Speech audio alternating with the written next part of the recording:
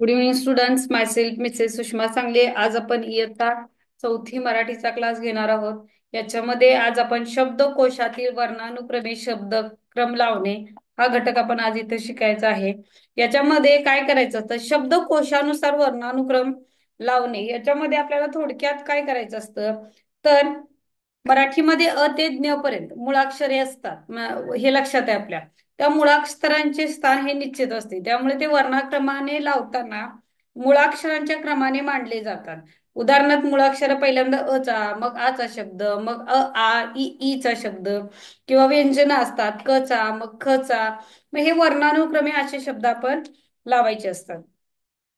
आता त्याच्यामध्ये 14 खडी आपल्याला पाठ असणे गरजेचे असते. म्हणजे कक्का, किकी, कुक्कू हे 14 खडी पाठ असणे गरजेचे असते. आता उदाहरणार्थ बघा, परकर, गणेश आणि फटाका असे जे शब्द आहेत तिथं बघा. परकर,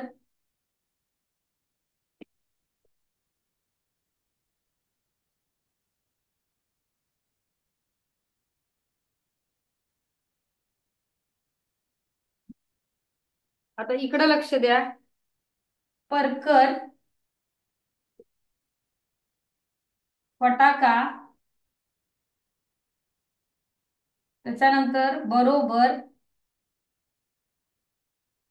आणि अननस असे शब्द दिलेले असतात. मी हे चार शब्द वर्णानुक्रमे लावल्यास पहिला शब्द कोणता येतो बघा.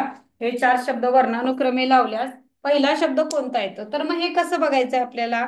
तर आपण काय करायचं, पहिल्यांदा अ चा कोणता आहे का? तर अ चा आहे का याच्यामध्ये शब्द? मुळाक्षरामध्ये आहे, हा अ चा आहे, म्हणजे हा वर्णानुक्रमे पहिला येणार आहे. अ नंतर आ इ ई उ उ ए ऐ मधला कुठला आहे का? नाही. मग व्यंजन आलेला आहे. क ख ग घ ग त्याच्यामधला नाही. नंतर क ख ग नंतर प फ, प चा आहे. च छ ज झ झ नाही. नंतर प चा 2 नंबर येणार. फ, प फ ब भ, हा ब चा 3 नंबरला येणार. म्हणजे आपण हे पाठच पाहिजे. क ख ग घ न च छ ज झ त्र हे सगळं पाठ पाहिजे. प फ ब भ म हे सगळं आपल्याला जर व्यंजन पाठ असतील तर हे आपल्याला व्यवस्थित जमणार आहे. आता याच्यामध्ये बघा, वर्णानुक्रमे अ चा पहिला येणार आहे. नंतर आता समजा विचारला वर्णानुक्रमे येणारा दुसरा शब्द कोणता, तर दुसरा परकर येणार आहे. वर्णानुक्रमे येणारा तिसरा शब्द कोणता, तर फटाका दुसरा येणार आहे. वर्णानुक्रमे तिसरा येणारा शब्द कोणता, तर बरोबर. वर्णानुक्रमे तिसरा येणारा शब्द बरोबर हा तिसरा येणार आहे. आलं लक्षात? अशा प्रकारे आपण काय करायचं आहे, व्यंजनानुसार वर्णानुक्रमे शब्द लावल्यास कोणता शब्द येईल हे आपण शोधायचं आहे. आलं लक्षात? आता याच्यामध्ये बघा, अजून जर समजा काना, मात्रा, वेलांटीचे एकच शब्द दिलेले असले, उदाहरणार्थ बघा, त्याचं पण उदाहरण मी इथं सोडून देणार आहे.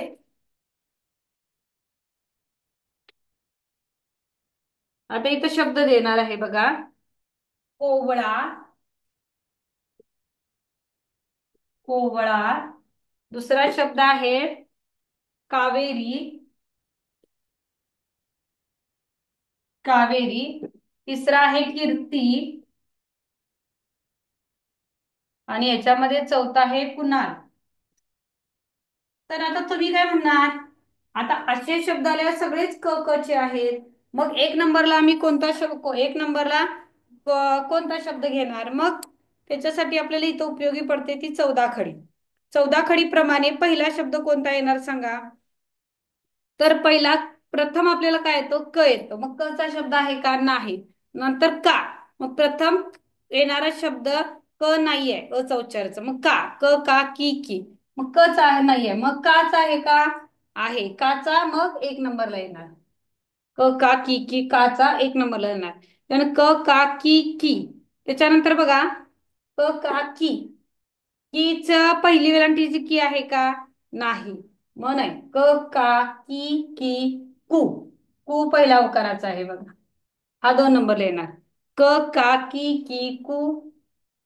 के, का की. हा किक्की म्हटलं, हा किक्की 2 नंबरला येणार.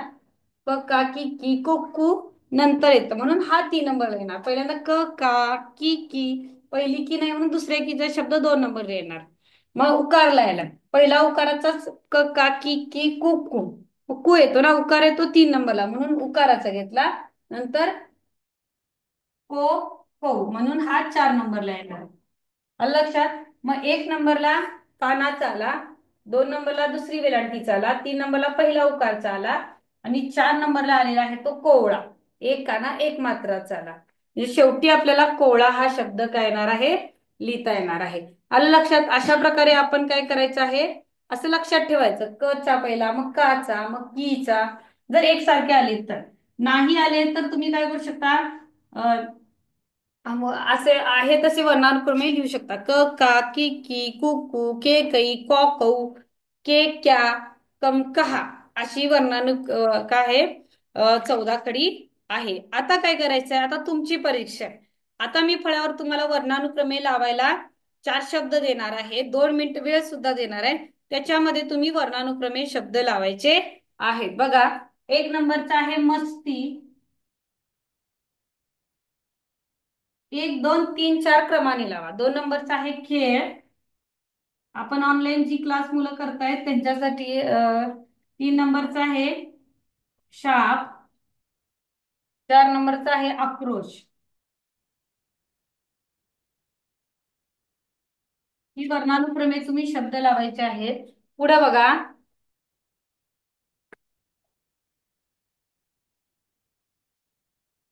नयन. दुसरा आहे नाथ. तिसरा आहे नीती. चौथा आहे नूतन.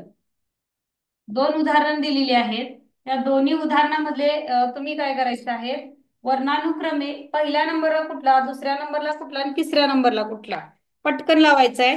त्याच्यानंतर आपण पुढचा घटक हा घेणार आहोत.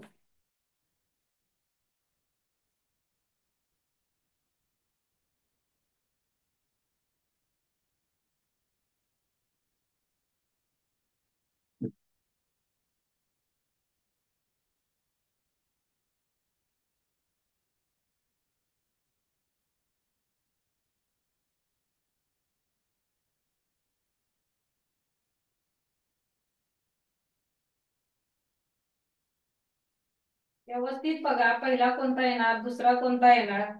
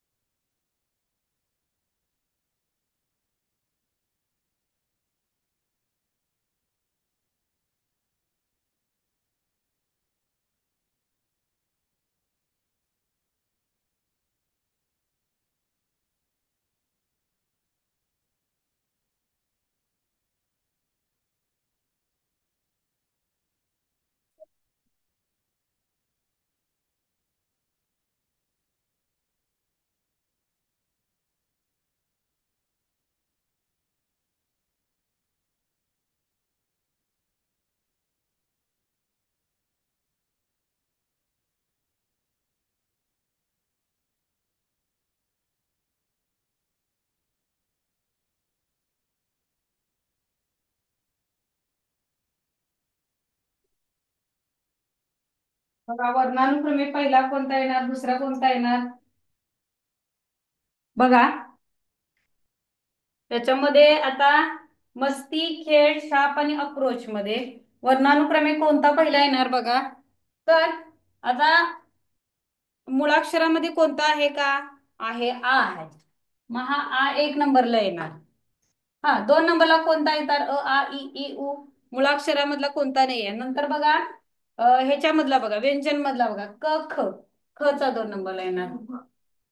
क ख ग घ ङ, च छ ज ज त्र, ट ठ ड ढ न, य र ल व श हे नंतर येणार. प फ ब भ म, ट थ प हा 3 नंबरला येणार.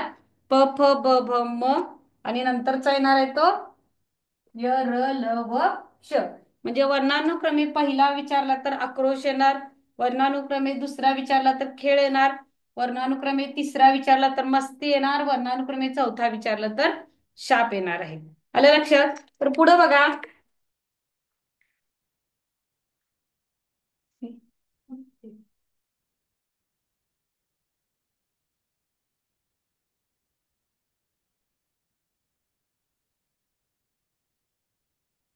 बघा, त्याच्यानंतर याच्यामध्ये वर्णानुक्रम लावायचा होता.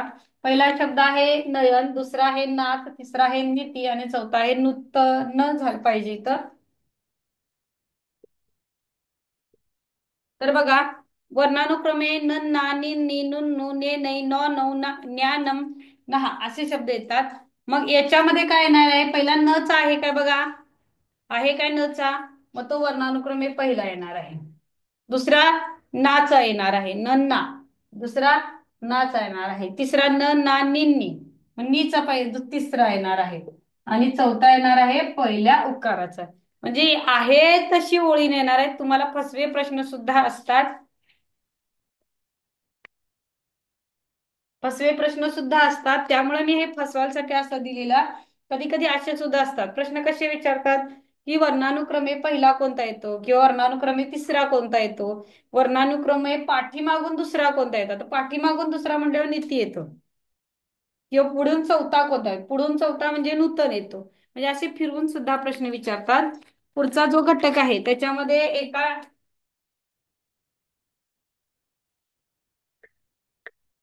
पुढचा घटक काय आहे, तर वर्णानुक्रम झाल्यानंतर आहे एका शब्दाचे भिन्न अर्थ. एका शब्दाचे वेगवेगळे अर्थ. उदाहरणार्थ बघा, एका शब्दाचे वेगवेगळे अर्थ कसे असतात. आता तुम्ही तुमच्या भाषेत सांगतो. तर वर, वर माहिती आहे तुम्हाला? वर, वर बघ आपण म्हणतो. म्हणजे वर हा शब्द आहे, म्हणजे त्याचे भिन्न अर्थ काय आहे? वर म्हणजे वरची दिशा. वर म्हणजे काय? वरची दिशा. दुसरं आहे वरचाच किती अर्थ होतात बघ, भिन्न अर्थ. वर म्हणजे नवरा. तुम्ही कधी लग्नाला गेला असतं तर वधू पक्षाची घेऊन या, वर पक्षाची घेऊन या ऐकलं असेल. किंवा वरती तिथं लिहिलेलं असतं वर पक्ष वधू पक्ष, दरवाजावर लिहिलेले असतात. त्यांना सेपरेट जी रूम दिलेली असते त्याच्यासाठी. वर म्हणजे नवरा. आणि वर म्हणजे काय, अनेक शब्द त्याचा आशीर्वाद असा होतो. पुढचा शब्द कोणता होतो, तर आशीर्वाद होतो. म्हणजे मी तुला आज एक वरदान दिलेलं आहे, वर त्याच्या शब्द आले वरदान. म्हणजे वर याचा अर्थ काय होतो? आशीर्वाद. वर म्हणजे वरची दिशा आणि वर म्हणजे नवरा. हे तीन अर्थ, भिन्न अर्थ असतात, वेगवेगळ्या अर्थाने वापरले जातात. आता तीर या शब्दाचे भिन्न अर्थ बघा. तीर म्हणजे काय? बाण. तीर म्हणजे काय? बाण. उचलतो तीर आणि मार त्या पक्षाला, असं आपण ऐकलं असेल. तीर म्हणजे बाण. त्याच्यानंतर तीर, या तीरावर उभा राहा म्हणतोय बघा. तीर म्हणजे काठ, काठ सुद्धा होतोय. आणि बांध सुद्धा होते बघा. शेतातला बांध जो असतोय, असे बांध केलेले असतात. ह्या बांधावर वेगळी आपण काय केलेलं असते, पिकं असतात. ह्या बांधाच्या नंतर दुसरीकडे पिकं वेगळे असतात. त्याला बांध असे सुद्धा म्हणतात. म्हणजे तीर, काठ, बांध आणि बाण असे सुद्धा असतात. पुढे बघा, डाव. डाव म्हणजे काय बघा, डाव म्हणजे कपट. हा, कपट करतात बघा एकमेकावर. तू न सांगतो त्याला जाऊन तू हे कर, त्याला जाऊन ते कर, त्याला कपट म्हणतात. डाव म्हणजे एक खेळ सुद्धा असतो. आता तुझ्या डावाला बघ, तुझ्या डावाला बघ, म्हणजे त्याला खेळी सुद्धा म्हणतात बघा. आणि डाव म्हणजे कारस्थान. काय करतात एक एक जण दुसऱ्या किंवा तिसऱ्या विषयी कट कारस्थान आखतात बघा, त्याला सुद्धा डाव असं म्हणतात. आता चक्र, चक्र म्हणजे याचा अर्थ काय? चक्र म्हणजे चाक, आणि चक्र म्हणजे एक शस्त्र सुद्धा असतं. विष्णूच्या हातात गोल चक्र आहे बघा. त्यानंतर वजन, वजनाचा अर्थ काय होतो? माप. आणि वजनाचा अर्थ काय होतो? भार सुद्धा होतो. त्याच्यानंतर चिरंजीवी, चिरंजीव म्हणजे मुलगा आणि दीर्घायुष्य अर्थ होतो. आता मी जवळपास एक 10-12 तुम्हाला सांगणार आहे, तुम्ही लक्षात ठेवायचे आहेत. घाट म्हणजे डोंगरातील रस्ता किंवा नदीच्या पायऱ्या. त्याच्यानंतर बघा, वार, वार म्हणजे काय?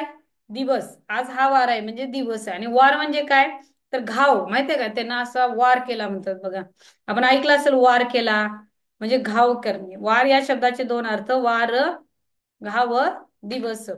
वात या शब्दाचे अर्थ बघा, ज्योत, वारा, विकार.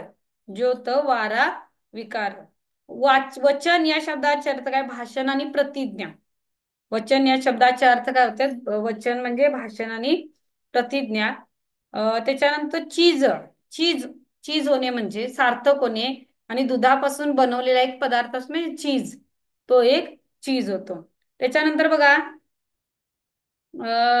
डाव, कपट, कारस्थान, खेळी, माया, धन, ममता. माया, धन, ममता, जना. जना म्हणजे लोकांना, आणि एका स्त्रीचे नाव सुद्धा जना असं होतंय. छंद, नाद, काव्याचा एक प्रकार. जलद म्हणजे लवकर, ढग. रस म्हणजे एक द्रव पदार्थ किंवा कोंडी. आता याच्यावर प्रश्न कसे विचारतात बघा. हा, नावेतील माणसाचे नाव काय आहे? आता प्रश्न काय दिले बघा, प्रश्न आहे का, पहिला आपला स्वाध्यायामधला आहे. नावेतील माणसाचे नाव काय आहे, या वाक्यातील नाव या शब्दाचा अर्थ कोणता? नावेतील माणसाचे नाव काय आहे? तर एक नंबर आहे अगबोट, 2 नंबर आहे होडी, 3 नंबर आहे सर्वनाम, 4 नंबर आहे विशेष नाव. तर नावेतील माणसाचे नाव काय आहे, तर विशेष नाव आहे.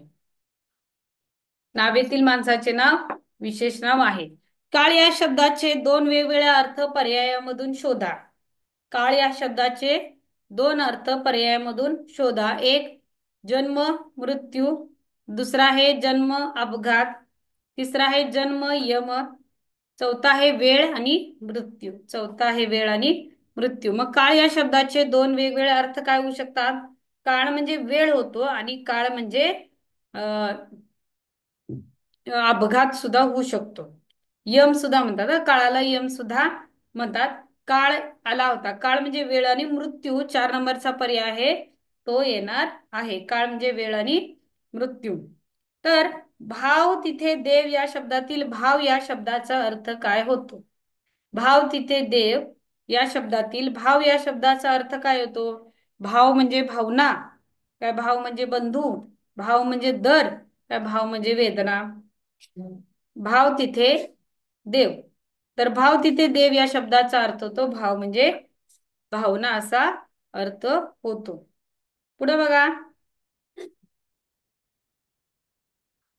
माझ्या मित्रांना तालीमचा नाद लागला, या शब्द वाक्यातील नाद या शब्दाचा अर्थ खालीलपैकी कोणता? माझ्या मित्राला तालिमीचा नाद लागला, या वाक्यातील नाद या शब्दाचा अर्थ खालीलपैकी कोणता? तर काय म्हटलेलं आहे? माझ्या मित्राला तालिमीचा नाद लागला. नाद याचा अर्थ इथं छंद असा होतो. आलं लक्षात? अशा प्रकारे तुम्ही काय करायचं आहे, तर वेगवेगळ्या भिन्न अर्थाचे शब्द लिहायचे आहेत. तर भाषाविषयक सामान्य ज्ञान बघा. भाषाविषयक सामान्य ज्ञान हा घटक आता आपण घ्यायचा आहे. सामान्य ज्ञान. सामान्य ज्ञान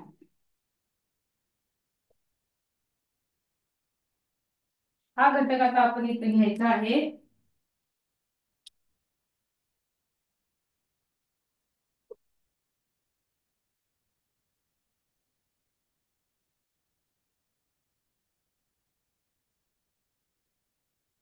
तर सामान्य ज्ञान हा घटक, त्याच्यामध्ये सगळ्यात महत्वाचा आहे भाषा ज्ञान.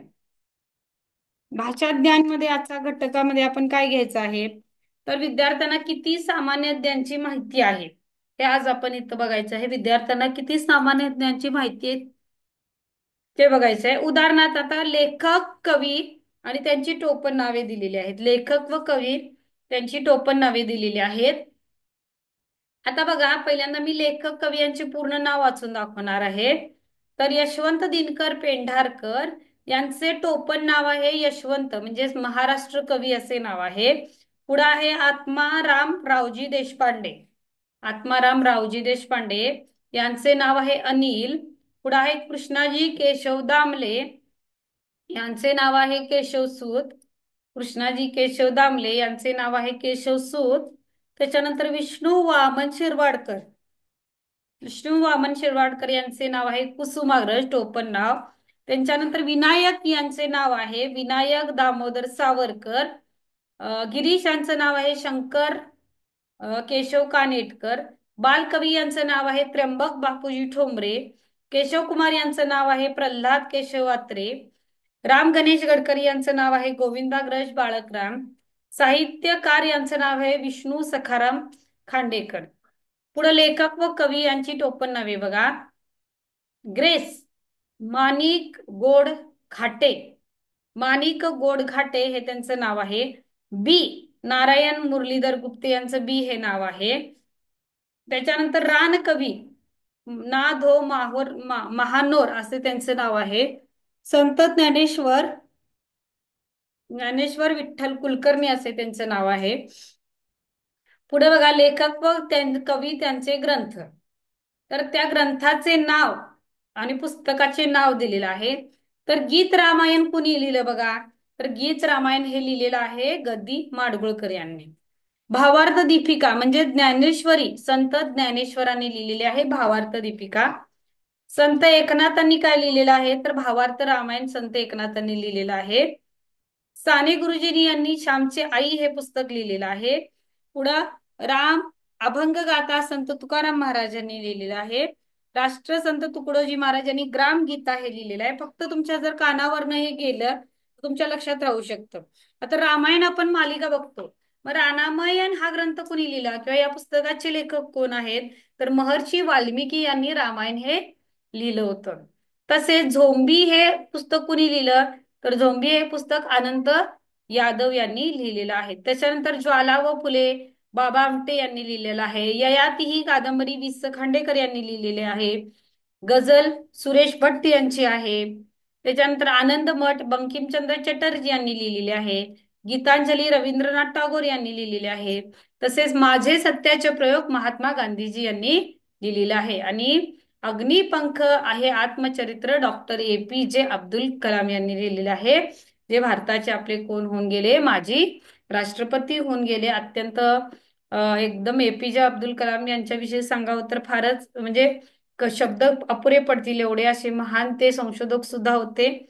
पुढे बघा राष्ट्रीय सण व त्यांची माहिती. बघा राष्ट्रीय सण व त्यांची माहिती. आपलं राष्ट्रीय आता तुम्हाला तोंडी प्रश्न विचार आपलं राष्ट्रीय फूल कोणतं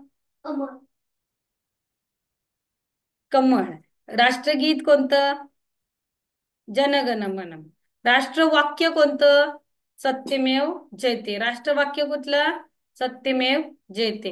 राष्ट्रीय प्राणी कोणता तर वाघ. राष्ट्रीय चिन्ह कोणतं तर राजमुद्रा हे राष्ट्रीय चिन्ह आहे. राष्ट्रीय पक्षी कोणता मोर. राष्ट्रीय पक्षी कोणता आहे तर मोर आहे. राष्ट्रगीत कोणतं तर वंदे मातरम हे राष्ट्रगीत आहे. राष्ट्रीय फळ कोणते तर आंबा हे राष्ट्रीय फळ आहे. राष्ट्रध्वज कोणता तिरंगा. राष्ट्रध्वज कोणता तर तिरंगा आहे. पुढे बघा आता वर्ष आणि साजरे होणारे महोत्सव बघा ते लिहूनच देणार आहे तुम्हाला. आता 25 वर्षांनी 25 वर्षांनी रौप्य महोत्सव साजरा होतो. रौप्य महोत्सव 25 वर्षांनी साजरा होतो. 60 वर्षांनी बघा हे लिहून घ्या पाहिजे तर 60 वर्षांनी आपल्याला हीरक महोत्सव साजरा होतो. 60 वर्षांनी हीरक महोत्सव साजरा होतो. 100 वर्षांनी शतक महोत्सव साजरा होतो. 100 वर्षे 100 म्हटलं तर शतक म्हणतो ना एक शतक 100. 100 वर्षांनी आपल्याला काय होतं शतक महोत्सव साजरा होतो. त्याच्यानंतर 50 वर्षांनी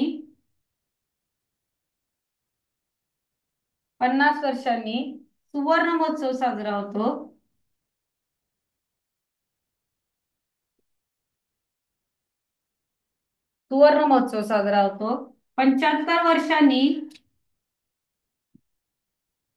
75 वर्षांनी अमृत महोत्सव साजरा होतो.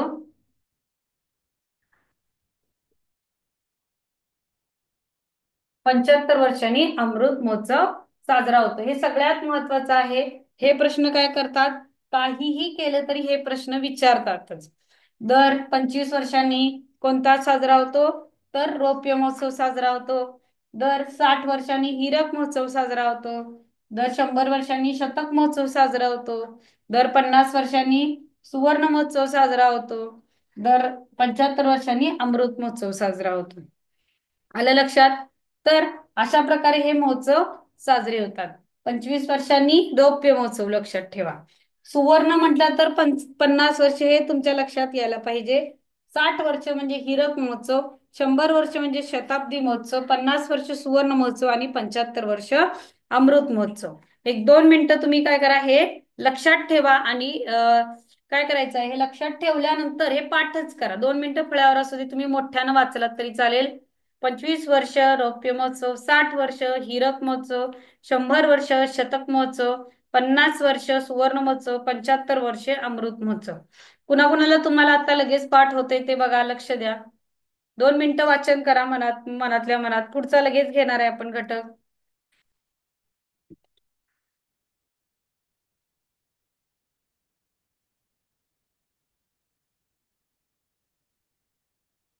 बघा, काही थोर समाज सुधारक सुद्धा आपल्याला इथं दिलेले आहेत. उदाहरणार्थ, भारतीय राज्यघटनेचे शिल्पकार कोण सांगा? भारतीय राज्यघटनेचे शिल्पकार डॉक्टर बाबासाहेब आंबेडकर. सुधारक नावाचे वृत्तपत्र, सुधारक नावाचे वृत्तपत्र गोपाळ गणेश आगरकर. पहिल्या स्त्री शिक्षिका कोण? तर सावित्रीबाई ज्योतिबा फुले. पहिल्या स्त्री शिक्षिका, ज्यांनी स्त्रियांना शिक्षण हे काय केलं, उपलब्ध करून दिलं. अहिंसेचे जनक महात्मा गांधी. अहिंसा म्हणजे हिंसा न करणे, भांडण तंटा न करणे, शांतीच्या मार्गाने ज्यांनी लढाई दिली असेल तर ते महात्मा गांधीजींनी. रयत शिक्षण संस्थेचे कर्मवीर भाऊराव पाटील. स्त्री शिक्षणाचा पाया रोवला आहे तो खरा तर तो महात्मा ज्योतिबा फुले यांनी. भूदान चळवळ, भू म्हणजे जमिनी चळवळ, ही कुणी राबवली असेल तर आचार्य विनोबा भावे यांनी. केसरी व मराठा वृत्तपत्र सुरू केलं ते लोकमान्य टिळक यांनी. आणि लोकमान्य टिळक यांनी गणेश जयंती आणि शिवजयंती हे सुद्धा सण साजरे केलेले आहेत. त्यांनी स्वराज्य हा माझा जन्मसिद्ध हक्क आहे आणि तो मी मिळवणारच, ही घोषणा सुद्धा लोकमान्य टिळकांनी दिली होती. पुढे बघा, महत्वाचे दिन विशेष. आता आपला हा शेवटचाच घटक होते. सगळे मराठीचे जवळपास घटक शिकून झालेले आहेत. महत्वाचे दिन विशेष याच्या अगोदर आता मी तुम्हाला थोर महात्मा त्यांची घोषणा मी तुम्हाला सांगितली. लोकमान्य टिळकांची कोणती होती? स्वराज्य हा माझा जन्मसिद्ध हक्क आहे आणि तो मी मिळवणारच. हा कुणी? लोकमान्य टिळकांनी. पंडित जवाहरलाल नेहरू यांनी आराम हराम है हा घोषणा दिली, आराम हराम है. डॉक्टर बाबासाहेब आंबेडकरांनी शिका, संघटित व्हा व संघर्ष करा ही घोषणा दिली. सुभाषचंद्र बोस यांनी तुम मुझे खून दो मैं तुम्हें आजादी दूंगा अशी घोषणा दिली. महात्मा गांधीजींनी चले जाओ म्हणजे आपल्या भारतातून इंग्रजांना घालवण्यासाठी चले जाओ ची घोषणा दिली.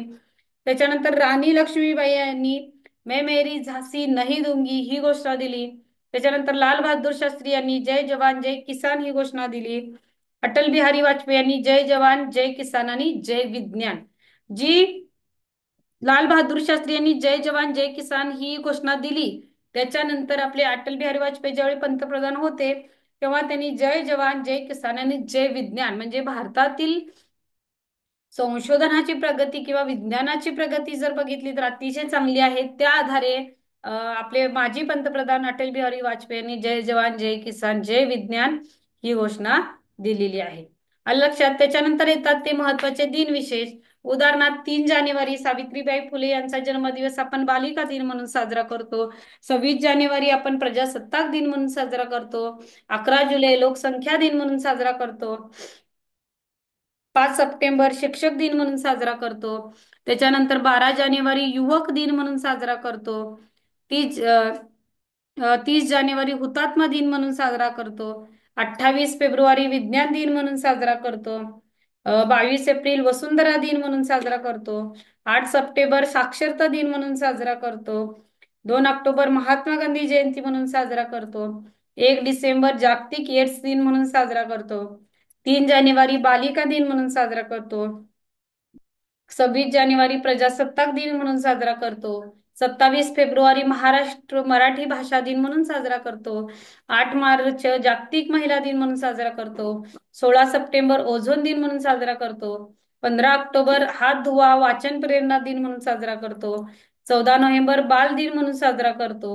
25 डिसेंबर नाताळ हा साजरा करतो. 14 नोव्हेंबर बाल दिन तुम्हाला माहिती असेल, पंडित जवाहरलाल नेहरू म्हणजे चाचा यांचा जन्मदिवस आपण बालदिन म्हणून साजरा करतो. 21 मार्च जागतिक वन दिवस म्हणून साजरा करतो. 5 जून पर्यावरण दिन म्हणून साजरा करतो. 15 ऑगस्ट स्वतंत्र दिन म्हणून साजरा करतो. 11 नोव्हेंबर राष्ट्रीय शिक्षण दिन म्हणून साजरा करतो. 23 डिसेंबर राष्ट्र किसान दिन म्हणून आपण साजरा करतो. सगळे महत्वाचे दिन विशेष मी तुम्हाला इथं सांगितलेले आहेत. आता त्याच्यावर कसे प्रश्न विचारतात, तर महाराष्ट्रात राज्य प्राणी कोणता सांगा बघू. 1 नंबर शेकरू, हरियाल, वाघ आणि गवार. तर महाराष्ट्राचा राज्य प्राणी कोणता आहे सांगा. राष्ट्रीय प्राणी कोणता आहे, तर वाघ आहे. राज्य प्राणी शेकरू आहे. राष्ट्रीय प्राणी बघितला तर वाघ. महाराष्ट्र मराठी राज्य वाघ येणार. महाराष्ट्र मराठी भाषा दिन कोणत्या दिवशी साजरा करतात. महाराष्ट्र मराठी भाषा दिन 27 फेब्रुवारी या दिवशी साजरा करतात. तर जागतिक महिला दिन कोणत्या दिवशी साजरा करतात हा प्रश्न विचारलेला आहे. पहिला पर्याय आहे 8 एप्रिल, दुसरा आहे 3 जानेवारी, चौथा आहे 8 मार्च आणि चौथा पर्याय आहे 21 जून, तिसरा आहे 8 मार्च. तर जागतिक महिला दिन आपण 8 मार्च या दिवशी साजरा करतो. तर मराठी भाषेचे आद्य कवी म्हणून कोणाला ओळखतात. मराठी भाषेचे आद्य कवी हे कुणाला म्हणून ओळखतात, तर त्याच्यामध्ये केशवसूत, मुकुंदराज, अनिल आणि केशव कुमार असे आहेत. तर आद्य कवी म्हणून मी तुम्हाला सांगितलं होतं मराठी भाषेचे आद्य कवी म्हणून कोणाला ओळखतात. बघा तुमच्या लक्षात येते का.